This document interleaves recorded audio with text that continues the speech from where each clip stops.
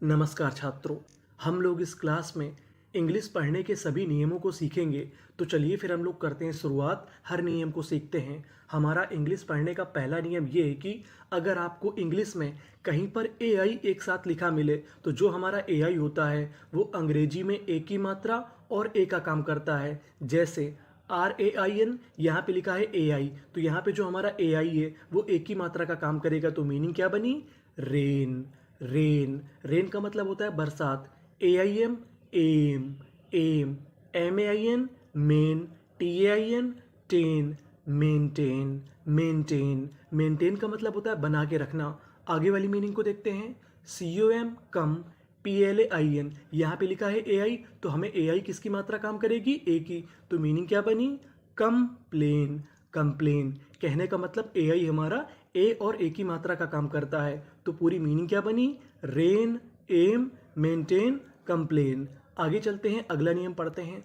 अब हमारा अगला नियम बहुत ही महत्वपूर्ण नियम है। अगला नियम हमारा ये है कि अगर कोई अक्षर एक साथ दो बार लिखा है तो हम उसका उच्चारण खाली एक बार करते हैं। कहने का मतलब यहाँ पे जी हमारा दो बार है लेकिन उच्चारण खाली एक बार करेंगे। यहाँ पे एस हमारा दो बार है, उसे एक बार पढ़ेंगे। यहाँ पे एल हमारा दो बार है, उसे एक बार पढ़ेंगे। यहाँ पे एन हमारा दो बार है लेकिन उच्चारण एक बार करेंगे। और आखिरी में यहाँ पे एस हमारा दो बार है, पढ़ेंगे कितनी बार? एक बार। तो हमारी मीनिंग क्या बनी? बिगेस्ट। बिगेस्ट। बिगेस्ट बिगेस्ट का मतलब होता है सबसे बड़ा। एसेंशियली। एसेंशियली। एसेंशियली एसेंशियली का मतलब होता है आवश्यक।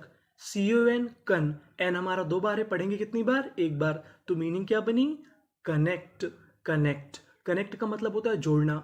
PRO pro. CESS cess. Process. Process process का मतलब होता है प्रक्रिया। तो चारों मीनिंग क्या बनी हमारी? Biggest, essentially, connect, process. तो नियम क्या बना? अगर कोई दो अक्षर अगर हमारे एक साथ लिखे हैं तो उच्चारण कितनी बार करना है? एक बार। आगे चलते हैं, अगला नियम देखते हैं। हमारा अगला नियम यह है कि अगर आपको किसी भी मीनिंग के आखिरी में ई लिखा मिले तो हम लोग ई का उच्चारण नहीं करते, हम लोग उससे पहले तक का उच्चारण करते हैं। यानी हमें ई का उच्चारण नहीं करना, हमें उससे पहले तक की मीनिंग का उच्चारण करना है। जैसे COME कम, यहाँ पे ई है, हमें ई का नहीं पढ़ना उच्चारण। तो मीनिंग क्या बनी? कम। कम का मतलब आना। COM कम। PLE plea. TE इसे क्या पढ़ेंगे? टा, क्योंकि आखिरी में ई है, हमें ई का उच्चारण नहीं करना। तो मीनिंग क्या बनी? कंप्लीट। कंप्लीट कंप्लीट का मतलब होता है पूरा। PRA prac. CTIC practice. Practice practice का मतलब होता है अभ्यास। PO पो। SIZ TIVE आखिरी में ई है, हमें ई का उच्चारण नहीं करना। तो मीनिंग क्या बनी? पॉजिटिव। पॉजिटिव पॉजिटिव का मतलब होता है सकारात्मक। तो चारों मीनिंग हमारी क्या बनी? कम, कंप्लीट, प्रैक्टिस, पॉजिटिव। तो हमारा नियम क्या था? अगर किसी भी मीनिंग के आखिरी में ई हो तो हमें ई का उच्चारण नहीं करना, हमें उससे पहले तक का उच्चारण करना है। आगे चलते हैं। अब हमारा अगला नियम यह है कि अगर आपको एन से पहले के लिखा मिले, क्या लिखा मिले?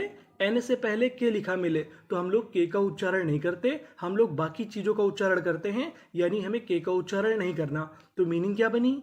KNOW यहाँ पे हमें के का उच्चारण नहीं करना। तो मीनिंग क्या बनी? नो। नो नो का मतलब होता है जानना। KNOT नॉट, इसे क्या पढ़ेंगे हम लोग? नॉट। नॉट का मतलब होता है गांठ। तो मीनिंग क्या बनी? Knot. KNOW know. LEDGE ledge. Knowledge. Knowledge knowledge का मतलब होता है ज्ञान। KNEE इसे क्या पढ़ेंगे? नी। इसे हम लोग क्नी नहीं पढ़ेंगे, इसे क्या पढ़ेंगे? नी। तो हमारी मीनिंग क्या बनी? नी। तो हमारा रूल क्या कहता है? अगर आपको एन से पहले के लिखा मिले तो हमें के का उच्चारण नहीं करना होता, हमें उसके बाद का उच्चारण करना होता है। तो चारों मीनिंग क्या बनी? नो, नॉट, नॉलेज, नी। तो रूल क्या था? अगर आपको एन से पहले के लिखा मिले तो हमें के का उच्चारण नहीं करना। आगे चलते हैं। अगर किसी मीनिंग में आर से पहले डब्ल्यू लिखा हो, क्या लिखा हो? आर से पहले डब्ल्यू लिखा हो तो हम लोग डब्ल्यू का उच्चारण नहीं करते। जैसे यानी पहले वाला नियम था वैसा ही ये वाला नियम है। नियम क्या है? अगर आर से पहले डब्ल्यू लिखा है तो हमें डब्ल्यू का उच्चारण नहीं करना। जैसे WRITE राइट, यहाँ पे हमें डब्ल्यू का उच्चारण नहीं करना। राइट। राइट का मतलब होता है लिखना। WRITTEN written. अब देखिए यहाँ पे टी हमारा दो बार है, पढ़ेंगे कितनी बार? एक बार। तो मीनिंग क्या बनी? रिटेन। रिटेन रिटेन का मतलब होता है लिखित। WRONG wrong. रॉन्ग रॉन्ग का मतलब गलत। WRESTLER, इसे क्या पढ़ते हैं हम लोग? रेस्लर। रेस्लर, रेस्लर का मतलब होता है पहलवान। तो मीनिंग क्या बनी हमारी? Write, written, wrong, wrestler. तो रूल क्या था? अगर आपको आर से पहले डब्ल्यू लिखा मिले तो हमें डब्ल्यू का उच्चारण नहीं करना। आगे चलते हैं, अगला रूल देखते हैं। अब हमारा अगला रूल ये है कि जो हमारा यू होता है इंग्लिश में, वो ऊ की मात्रा और आ दोनों का काम करता है। जैसे यहाँ पे जो एस यू है वो ऊ की मात्रा का काम करेगा, और यहाँ पे जो यू है वो भी हमारा ऊ की मात्रा का काम करेगा। लेकिन जो ये वाला हमारा यू है वो हमारा आ की मात्रा का काम करेगा। किसका काम करेगा? आ की मात्रा का। जैसे S U su, P E R per, super. Super, super का मतलब होता है अच्छा। S U su, P R E pre, M E me. अब देखिए यहाँ पे एम ई के आखिरी में ई है, और आपको पता है कि ई का उच्चारण हमें नहीं करना। तो मीनिंग क्या बनी? सुप्रीम। सुप्रीम, सुप्रीम का मतलब होता है सर्वोच्च। अब आगे वाली मीनिंग को देखते हैं। यहाँ पे जो यू है वो हमारा आ का काम करेगा। तो हमारा जो यू होता है वो दोनों चीजों का काम करता है। एस यू एस, सस, पी ई एन, पेन, ऐसी। इसे क्या पढ़ना है? स, आखिरी में ई है तो हमें कोई लेना देना नहीं। तो मीनिंग बनी सस्पेंस। सस्पेंस, सस्पेंस का मतलब होता है संदेह। एस यू, इसे पढ़ेंगे सा, डबल पी, पी हमारा 2 बार है, पढ़ेंगे 1 बार। तो मीनिंग बनी सपोर्ट। सपोर्ट, सपोर्ट का मतलब होता है साथ। तो चारों मीनिंग क्या बनी? Super, supreme, suspense, support. तो रूल क्या था हमारा? जो हमारा यू होता है वो ऊ और आ दोनों का काम करता है। आगे चलते हैं, अगला रूल देखते हैं। हमारा अगला नियम ये है कि जो हमारा ई होता है वो ए और ई दोनों का काम करती है। यानी जो हमारा ई है वो किसका काम करेगी? ई और ए दोनों का काम करती है। आपको ये पता होना चाहिए। जैसे एस यू, यहाँ पे जो हमारा यू है वो आ का काम करेगा। तो इतनी मीनिंग क्या बनी? सा, पी हमारा 2 बार है, पढ़ेंगे कितनी बार? 1 बार। और यहाँ पे जो हमारा ई है वो ई की मात्रा का काम करेगा। तो मीनिंग क्या बनी? सप्ली, MENT, यहाँ पे ई ए का काम करेगी। तो आपको पता होना चाहिए। Supplement, supplement. COM, कम, PLE, प्ली, TE, इसे क्या पढ़ना है? टा। तो मीनिंग बनी कंप्लीट। कंप्लीट, कंप्लीट का मतलब होता है पूरा। SE, यहाँ पे जो ई है वो एक ही मात्रा का काम करेगी।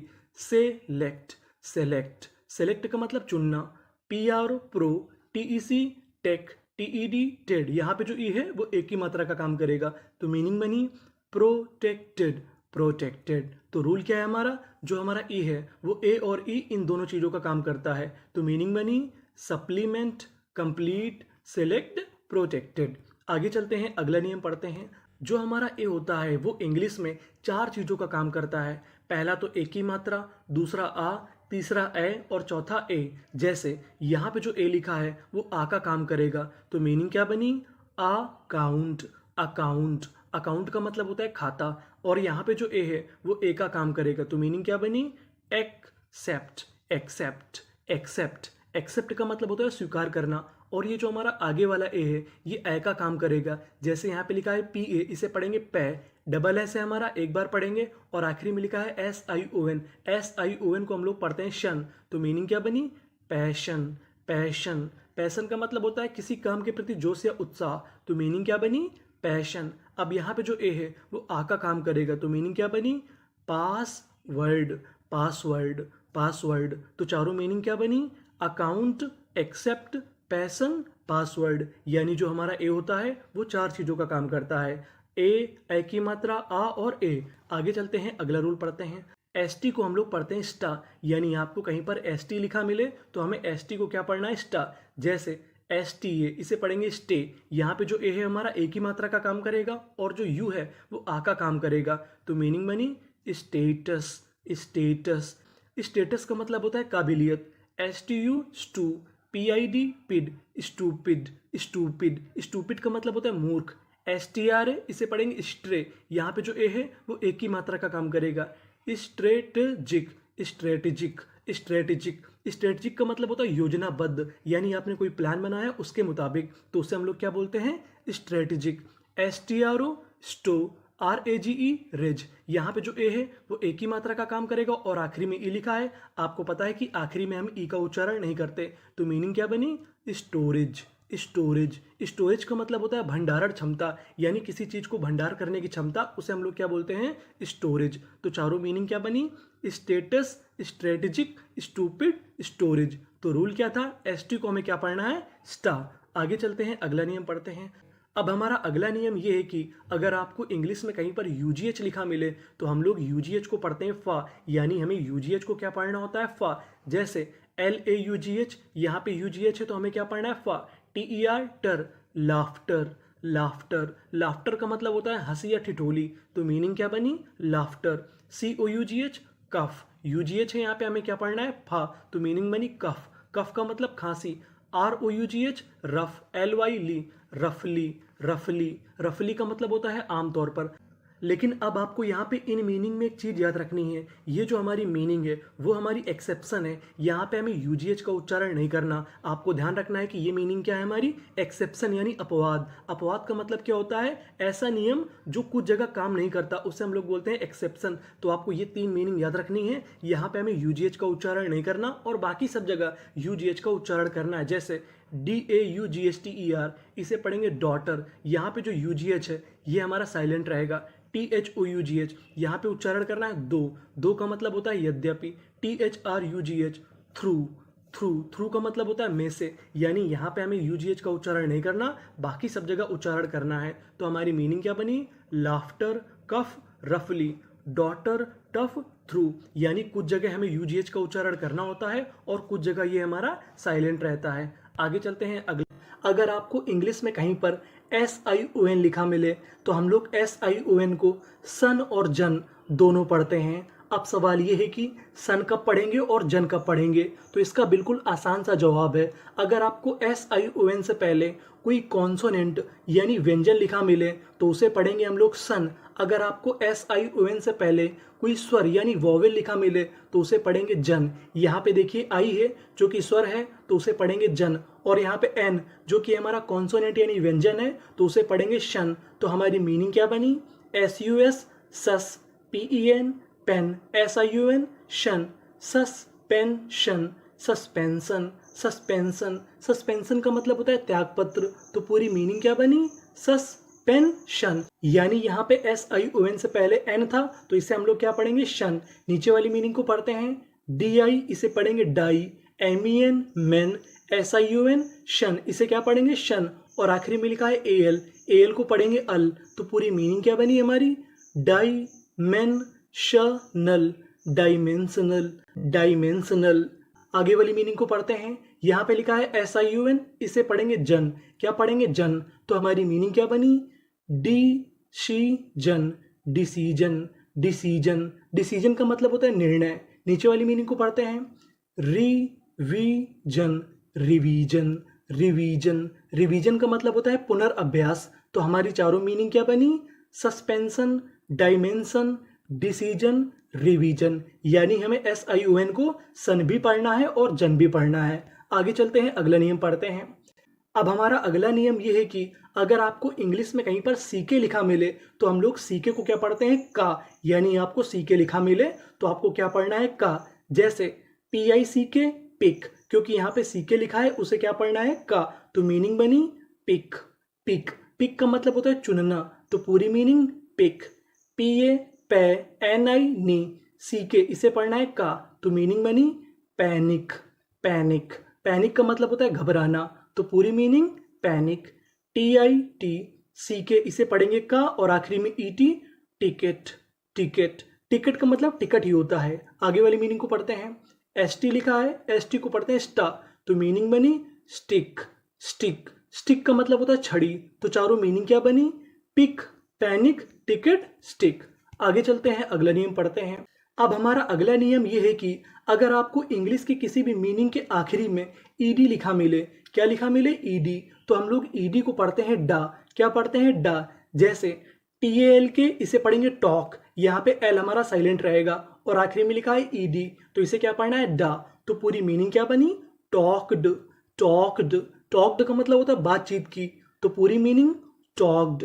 WAL के वॉक, यहाँ पे जो हमारा L है वो भी साइलेंट रहेगा, इसका भी उच्चारण नहीं करना, तो मीनिंग बनी वॉकड, वॉकड। वॉकड का मतलब टहला।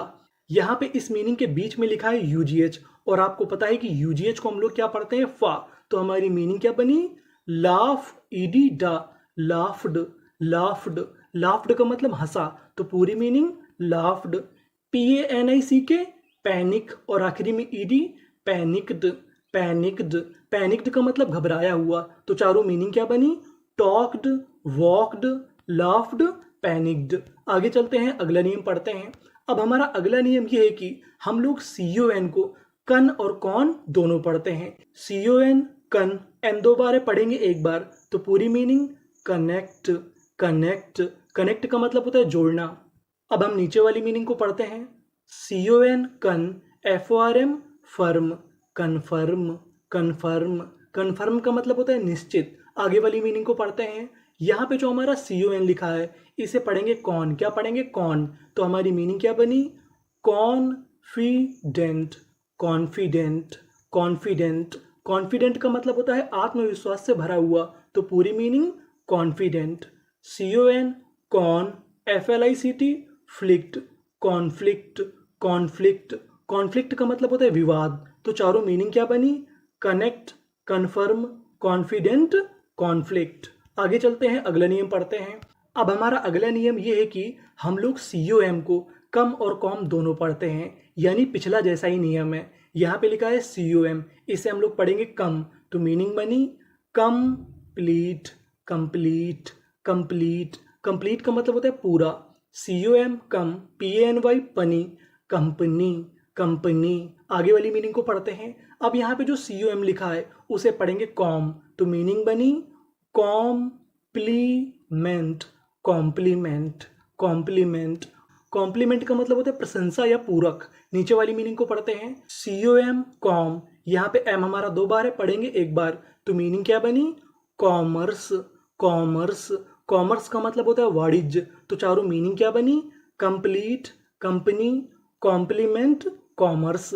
आगे चलते हैं, अगला नियम पढ़ते हैं। अब हमारा अगला नियम यह है कि हम लोग कभी कभार OU का उच्चारण नहीं करते, यानी कई ऐसी मीनिंग होती हैं जहां हमें OU का उच्चारण नहीं करना होता, यानी OU हमारा साइलेंट होता है। जैसे COUR, यहाँ पे हमें OU का उच्चारण नहीं करना। और आखिरी में लिखा है RAGE, इसे पढ़ेंगे रिज। तो पूरी मीनिंग क्या बनी? करेज, करेज। करेज का मतलब होता है साहस। COUPLE couple, couple. कपल का मतलब होता है जोड़ा। यहाँ पे जो OU है उसका उच्चारण हमें नहीं करना। तो पूरी meaning couple. DOUBLE double, double. Double का मतलब होता है दो। आगे वाली मीनिंग को पढ़ते हैं। TROU ट्रा, BLE बल, ट्रबल, ट्रबल। ट्रबल का मतलब होता है परेशानी। तो चारों मीनिंग क्या बनी? करेज, कपल, डबल, ट्रबल। अब हम आगे चलते हैं। अब हमारा अगला नियम यह है कि अगर आपको इंग्लिश की मीनिंग के आखिरी में GUE लिखा मिले तो हम लोग GUE को गा पढ़ते हैं। क्या पढ़ते हैं? गा। जैसे MONO मोनो, LO लो। अब यहाँ पे GUE लिखा है तो इसे क्या पढ़ना है? गा। तो मीनिंग क्या बनी? Monologue, monologue. मोनोलॉग का मतलब होता है आत्मभाषण। CATA कैटे, LOGUE log, catalogue, catalogue. Catalogue का मतलब होता है सूची। तो पूरी मीनिंग क्या बनी? Catalogue, catalogue. COLLEA, इसे पढ़ेंगे कली। GUE गा। तो पूरी मीनिंग कलीग, कलीग। कलीग का मतलब होता है साथी या दोस्त। तो पूरी मीनिंग क्या बनी? कलीग। FA फै, TIT फैटी, GUE गा, फैटीग, फैटीग। तो चारों मीनिंग क्या बनी? Monologue, catalogue, colleague, fatigue. तो हमारा नियम क्या था? अगर आपको आखिरी में GUE लिखा मिले तो उसे क्या पढ़ना है? गा। आगे चलते हैं, अगला नियम पढ़ते हैं। अब हमारा अगला नियम यह है कि अगर आपको कहीं पर TION लिखा मिले तो हम लोग TION को पढ़ते हैं शन। क्या पढ़ते हैं? शन। तो हमारी मीनिंग क्या बनी? Station, station, station. स्टेशन का मतलब स्टेशन ही होता है। FIC fic, TION tion, fiction, fiction. Fiction का मतलब होता है कल्पना।